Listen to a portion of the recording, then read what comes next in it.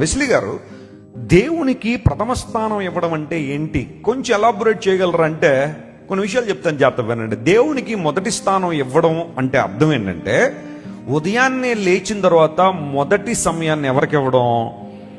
దేవునికి ఇవ్వడం. అర్థమవుతుందా మీకు ఈ విషయాన్ని? ఉదయాన్నే లేచిన తర్వాత ద ఫస్ట్ మూమెంట్ ఎవరికి ఇవ్వాలి? దేవునికి ఇవ్వాలి. అంటే అర్థం ఏంటి? నువ్వు ఉదయాన్నే నువ్వు మంచం మీద పడుకో, సోఫాలో పడుకో, కింద పడుకో, నువ్వు లేవగానే ఆ మొదటి గడియ ఎవరికి ఇవ్వాలి? దేవునికి ఇవ్వాలి. That means you have to Neel down in the presence of God and thank him for his protection all the night. రాత్రంతా దేవుడు మనల్ని కాచి భద్రపరిచినందుకు మనం దేవునికి ఏం చెప్పాలా? కృతజ్ఞతలు చెప్పాలి. కృతజ్ఞతాస్తుతులు దేవునికి ఇవ్వాలి.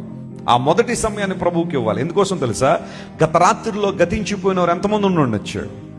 చాలా మంది ఉండి ఉండొచ్చు. ప్రపంచ చరిత్రలో మంచాల మీద పడుకుని ఏ రోగాలు లేకుండా అకస్మాత్తుగా ప్రాణాలు కోల్పోతున్న వారు ప్రతి రాత్రి 29,000 మంది ఉన్నారంట భూమి మీద.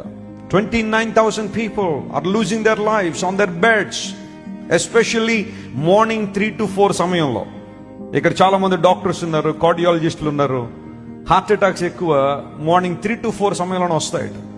హాస్పిటల్ ఐసీయూలో ఎక్కువ డెత్స్ ఆ టైంలోనే జరుగుతాయని మొన్న ఎక్కడో ఒక నివేదికలో నేను చదివాను. భయపడకండి, ఆ సమయం రాగానే కొంత టెన్షన్ తెచ్చుకోకండి. యూజువల్గా జరుగుతున్న విషయాన్ని మీకు చెప్తున్నా. దేవుడు రాత్రంతా మనల్ని కాపాడి భద్రపరిచి క్షేమంగా ఉంచాడు అంటే ఆయనకి ఏం చెప్పాలి? మనం కృతజ్ఞత చెప్పాలి.